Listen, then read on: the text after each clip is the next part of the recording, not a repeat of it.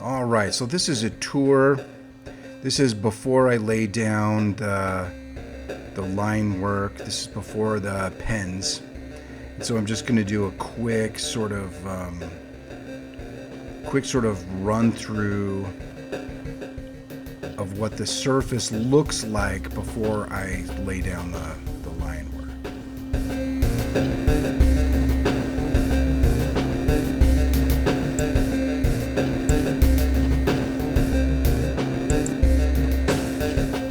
Trying to stop here and there where you get a clear picture of what's going on, right? So like this, most of the time you don't have a lot of like mixing on the surface, but if it happens, hey, just nuance, right? But you can see how, you know, different opacities of paint, different delivery systems like your, you know, palette knife and brushes and all that is working together. And you see how your the color fields look in these regular shapes. You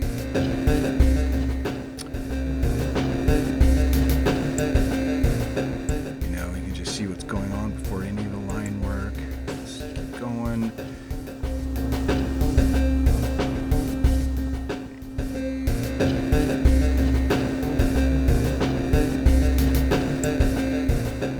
Look at this bad boy.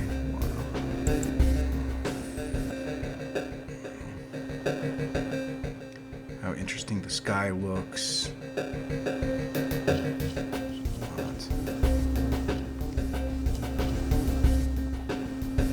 But this is what it looks like before the line work. So this is after the next layer of paint we had put down. So this is a better look at what was going on before the line work. This is a little more developed painting that you can see. Look at all that interest.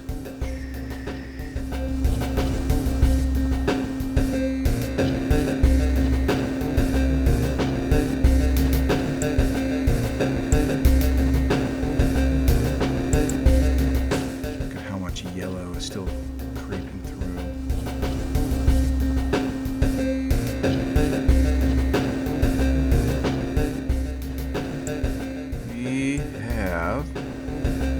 Drawing implements. So obviously we're bringing back the old large triangle here.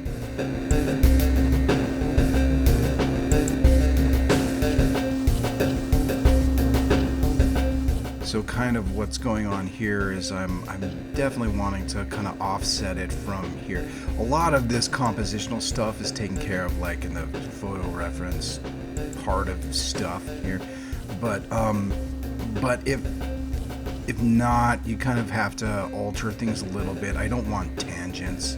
If you don't know what a tangent is, it's when things sort of like oddly line up to one another. Like if I would have had like a telephone pole line up directly with like, you know, this or something, it would have been a tangent. So you definitely want enough visual interest to kind of offset everything else, but that's not too. I mean, usually you try to take care of that in like the photo reference and compositional phase, and a lot of times, I don't know. There's all sorts. You want to know about this stuff? Just I'm sure you'll watch YouTube and find it. There's like a million guys out there that'll talk about color and composition and all that. So I'm not going to talk a ton about it unless I feel like I'm really diverging from standard. And this is in general pretty major divergence from standard landscape composition. I mean, just the fact that just the fact that the horizon line is off kilter is enough of a departure. Not to mention when we have these kind of things, when we have have a sort of fisheye view that skews the angles of everything, and you can see it's like wink, like straight up and down might be like right here, and then everything else sort of bends into this center here, and it's sort of a fisheye effect. But a real fisheye effect, these would actually be curved, which you can do. You can just straight up do that. That's actually what you see. Your mind just straightens everything out. But what you're actually seeing is all of these things curving around the curvature of the lens of your eye. But we don't want to have that all the time. So you can, every type of perspective is a kind of shorthand, unless you have 4 vanishing points and minimum 4 vanishing points.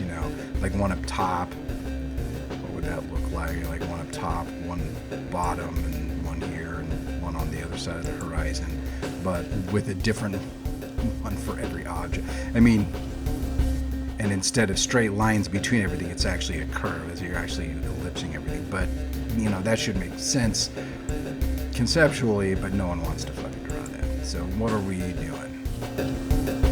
Well, you only want to draw that if you're like a comic book artist and you really need some bizarre distortion happening, on a certain view. Most of the time your brain edits out that kind of stuff. Anyway.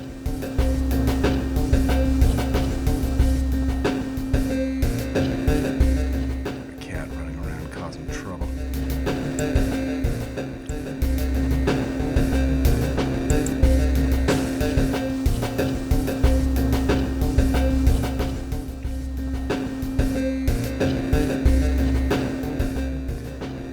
Notice instead of one thick line or something like that, it's just this haphazard sort of series of parallel lines. I'm just scribbling chunks here and there. This is almost impressionist drawing, if you want to think of it that way.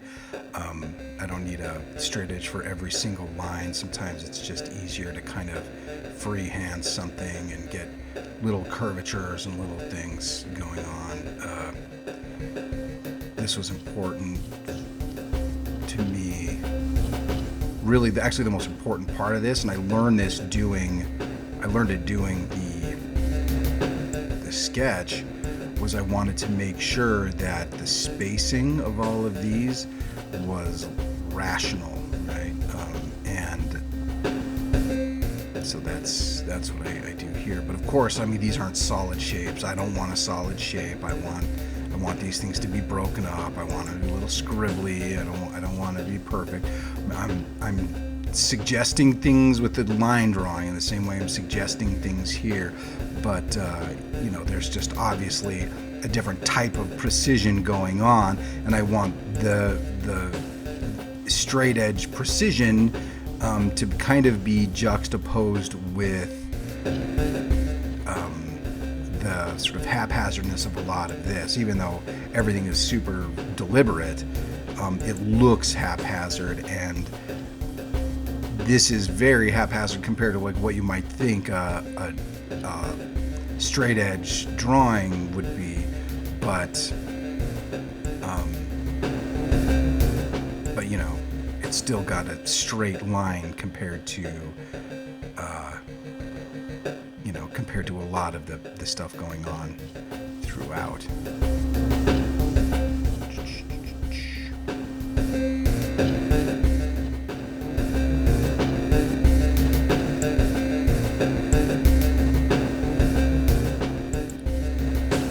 So these you can barely see, but it's still there. Like, you're still suggesting the lines and all the perspective lines. There's a vanishing point. It's about right there by this thing.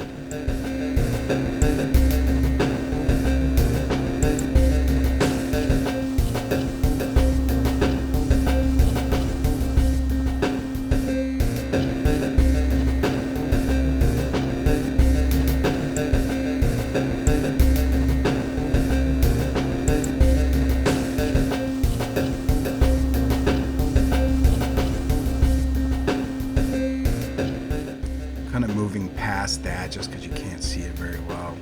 looks like I've changed out to the chisel tip.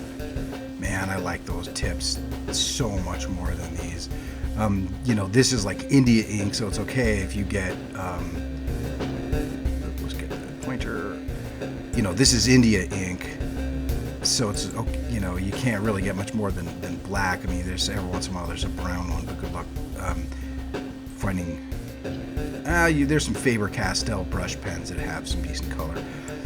But these, they're opaque. I like them. I want an opaque thing, but it's not quite the same effects as like a chisel tip with India ink. So that's all right. Just suggesting architectural stuff. Again, there we go.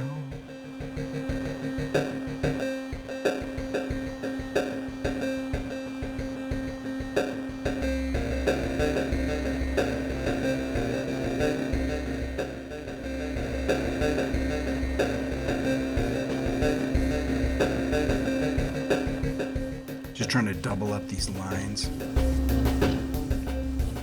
Get a set of parallel lines, doubling them up a little bit to get some kind of interest and some kind of strength without just a big fat line. So having these patterned lines where you have big, fat, or fat, thin kind of thing is a good middle ground.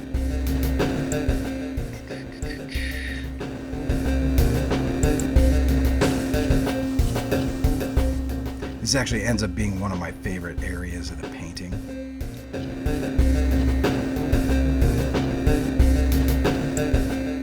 Even though it's super simple and it's at the least fidelity to reality. We'll just watch this one section.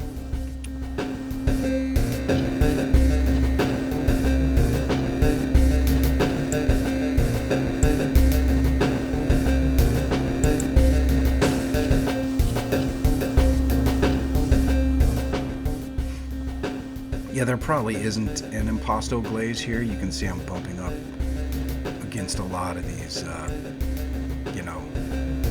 like the thickness of the paint here, which is fine. I'm fine with it.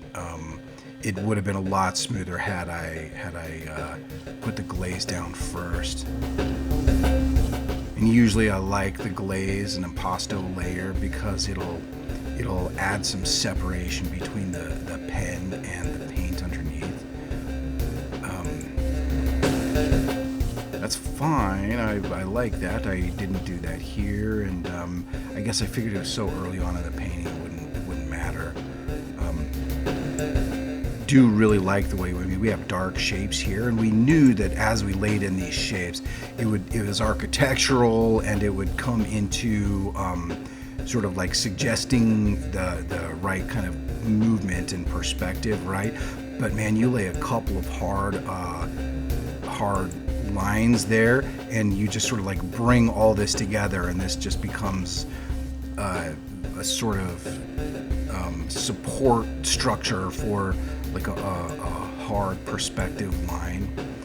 I've got the tape measure out, so it looks like I'm relaying in the horizon, which means it's 1/3 on this side and 1/2 on this side, and I just want to make sure, I guess, that I'm keeping that in mind.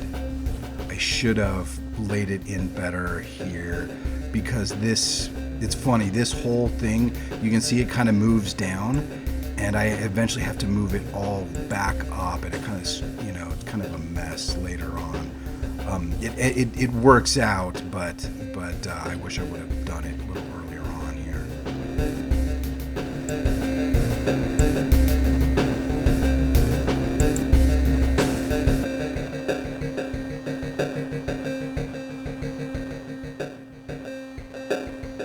Yeah, that's the vanishing point. I want to make sure. Problem is, that's such a strong form. This sign is such a strong form, like, and I've learned this doing this kind of stuff in the past. If I don't get the perspective lines correct on that, it will never look right. And and I usually don't like to be this precise, but I had to be here because it's just not worth getting it wrong. You know, it will never look right if the perspective is wonky.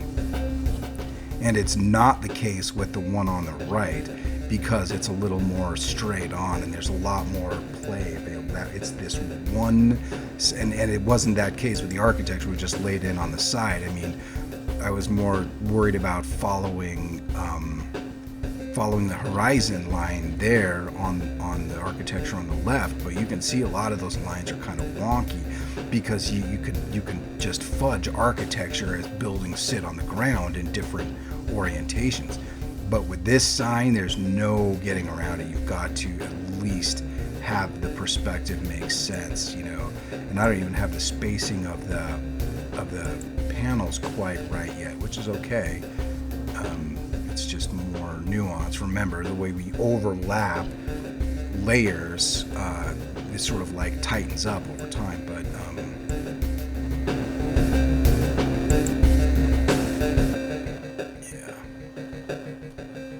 that had to be, that one part has to read. And then once I have those lines, I can start to kind of freehand other things and start to bring it together.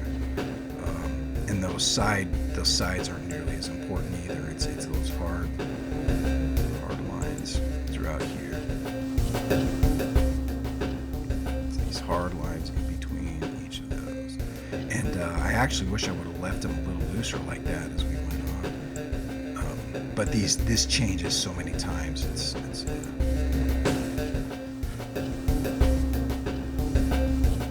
Yeah. See, there's a good illustration of like the tangent, you know. I want it to be bumped in a little bit from these, so I want the sign to be peeking out over the other side. So I made sure to kind of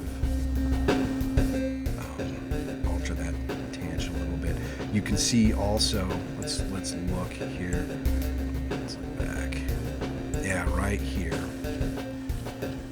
So I like very much like what's going on over here. I'm finishing off shapes that I started with the palette knife, and I'm finishing off with a little rendering, and the interplay between like a hard rendered line and then like a palette knife shape or a brush stroke or something like that. That's more of that very interesting kind of interplay that plays with your mind a little bit.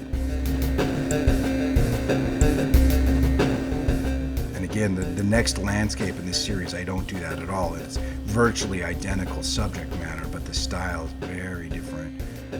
Boy, I wish I had some more. For this part of the drawing, I wish I had a close-up of this. I was kind of kicking myself for not getting it. So we'll move through it pretty quick here. Eventually, I do get close-ups of there, so let's make sure to move it on, huh? Same thing, we're fleshing out shapes that we laid down with other tools. But again, the drawing implements here, it's just another set of shapes that sort of is sort of humming with the stuff underneath. It's impressionistic line work, if you will.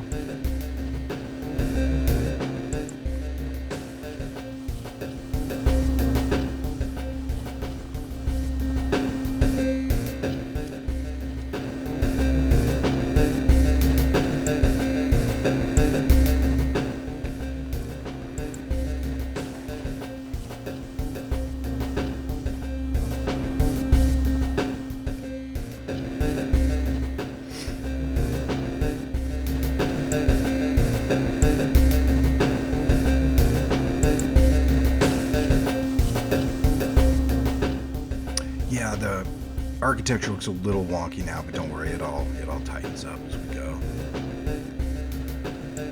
I'm not intending to get too precise at this point, but I'm more concerned. You just saw I did two edges here. I did the edges along this side and the edges along here. And the silhouette I'm kind of concerned about, so I wanted at least the hard edge. This stuff I can push and pull and kind of play with as we go. And I do.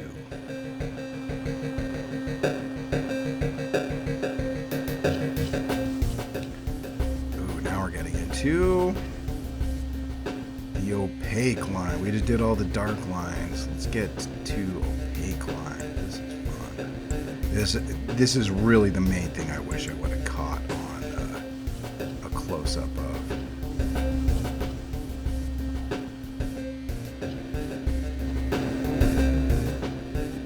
Edit twice, cut once. In this case, it's just I want to get the spacing right.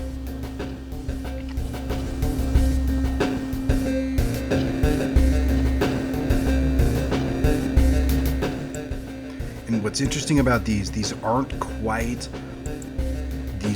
quite perfect perspective, right? So there are some that are evenly spaced that go down the street, but then there are ones sort of in between on a different plane.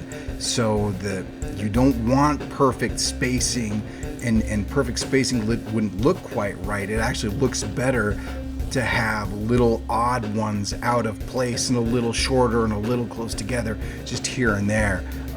It not only looks a little more interesting, actually a lot more interesting, it's closer to reality. I mean, there's just like tons of these like telephone poles, or not telephone poles, but light poles back there, and they're all illuminated. They're all on different planes. Some of them are on different planes, and they're overlapping. So it's like you have 2 or 3 regular systems overlapping, and they create some interesting shapes in reality, or interesting line work in reality.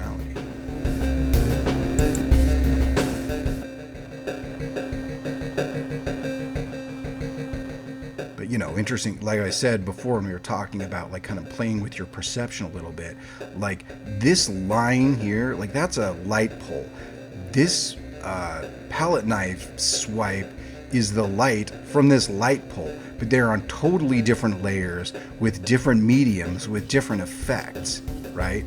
And that happens a lot. Like a lot of the light we've just laid down, with other on separate layers. So I mean, it's just going to get kind of interesting, and your brain has fun putting all these things together into a cohesive sort of a gestalt kind of image, even though consciously there are different mediums on different layers with different energies, and this size and in this sort of energy you imbue your stroke with just comes through. I mean, that's the beauty of paint, right? Is it's tracing your energy through the line work you make. You can just see the trace of your effort on a surface as it smears across, and your brain knows that implicitly.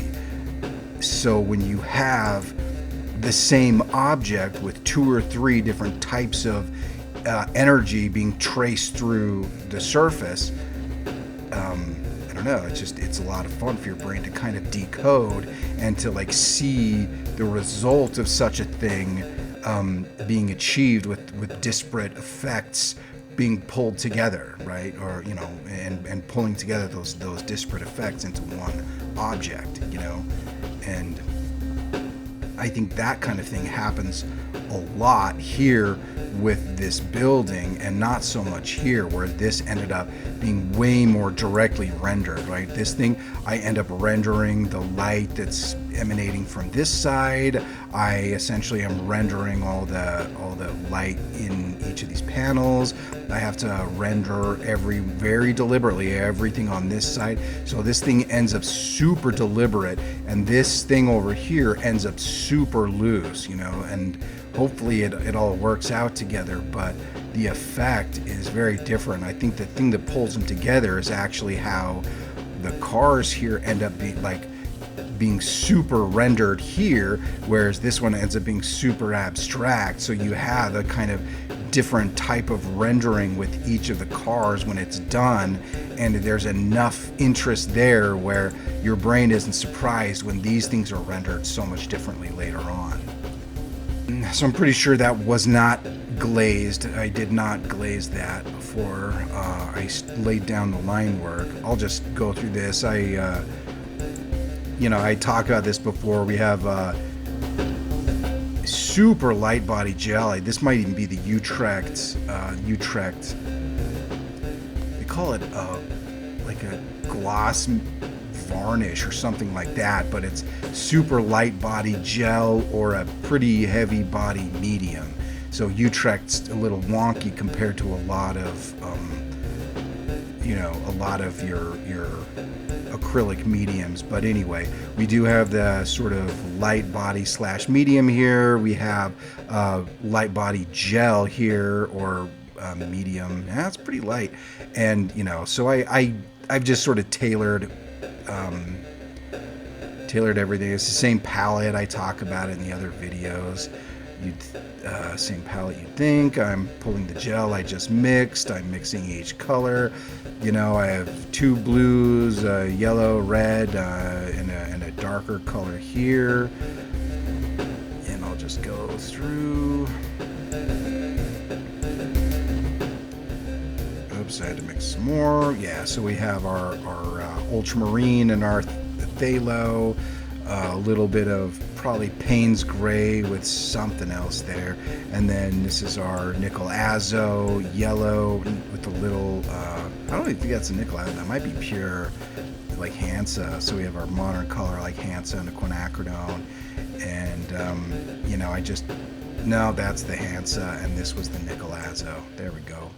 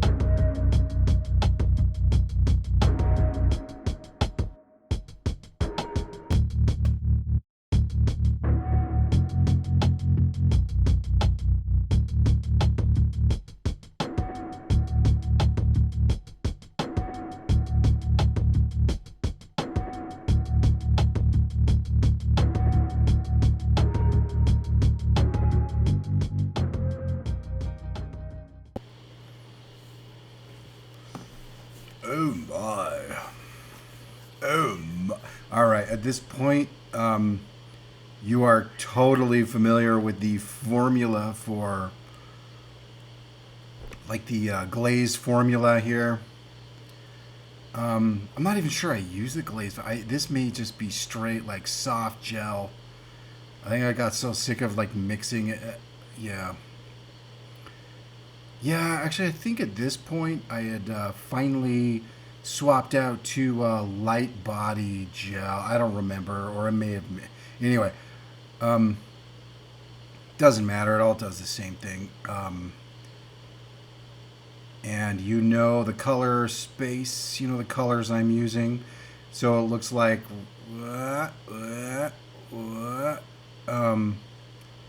Looks like Payne's Gray Ultramarine.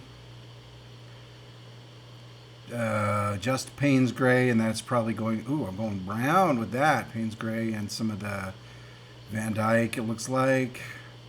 So we have sky and pavements. One of those maybe split. Yeah, split to go. It's probably the medium. It's yellow medium. And then a little bit of the red and orange, right? Red with a little hint of medium in it, right? So we know this. This is what we've been using the whole time, and we have yet another glazing session because this is a very glaze heavy technique.